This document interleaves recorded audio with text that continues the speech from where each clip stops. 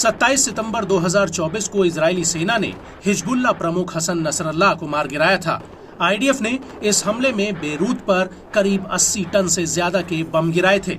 ये सभी बम बंकर रोधी थे और इस हमले के बाद ही इजरायली सेना ने सीमित ऑपरेशन के तहत लेबनान पर जमीनी हमला किया था।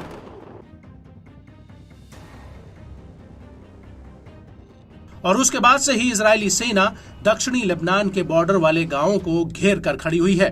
आईडीएफ लगातार हिजबुल्लाह के लड़ाकों को ढूंढ रही है ताकि उन्हें नष्ट किया जा सके। लेकिन इस सब के बीच हिजबुल्लाह चुप नहीं बैठा, बल्कि उसने 3 अक्टूबर 2024 को आईडीएफ के ऊपर एक बहुत बड़ा जवाबी हमला किया।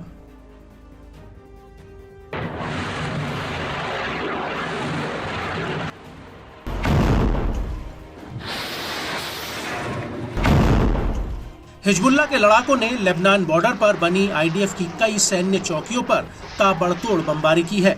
हिजबुल्लाह का कहना है कि उसके लड़ाकों ने देर रात करीब 1 बजे हनीता साइट पर आईडीएफ के जमावड़े पर गोला बारूद बरसाया और इसी दौरान मिसगांव सेटलमेंट पर भी हिजबुल्लाह ने रॉकेटों का एक जत्था फायर कर दिया।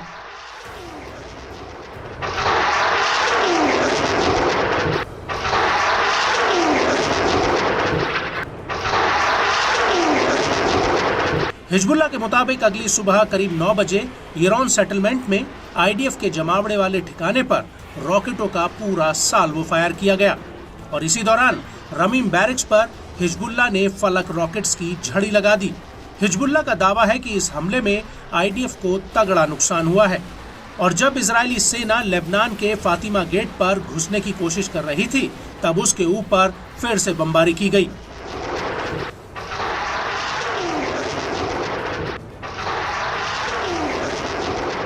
और सुबह करीब 10:45 पर शतूला और अल राहिब सैन्य चौकियों पर भी हिजबुल्लाह के लड़ाकों ने एक के बाद एक रॉकेट दागे और इस हमले के बाद हिजबुल्लाह ने अदामित सेटलमेंट पर करीब 11:30 पर रॉकेटों का एक पूरा साल्वो फायर कर दिया। हिजबुल्लाह के मुताबिक इस दौरान तबारिया में भी कई रॉकेट दागे गए।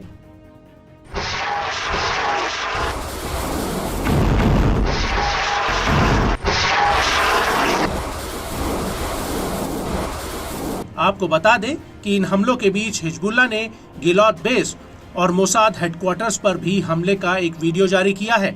यह हमला खैबर ऑपरेशंस के तहत किया गया था। हिजबुल्लाह के इस वीडियो में साफ दिख रहा है कि पहले सैटेलाइट या ड्रोन कैमरे के जरिए आईडीएफ के ठिकानों को चिन्हित किया जाता है। इसके बाद हरियाली के बीच तैनात एक रॉकेट लॉन्चर से हिजबुल्लाह के लड़ाके दनादन रॉकेट फायर करने लगते हैं। हिजबुल्लाह के इस वीडियो में साफ दिख रहा है कि कैसे ये मिसाइलें आसमान को चीरती हुई इजराइल की तरफ बढ़ती हैं।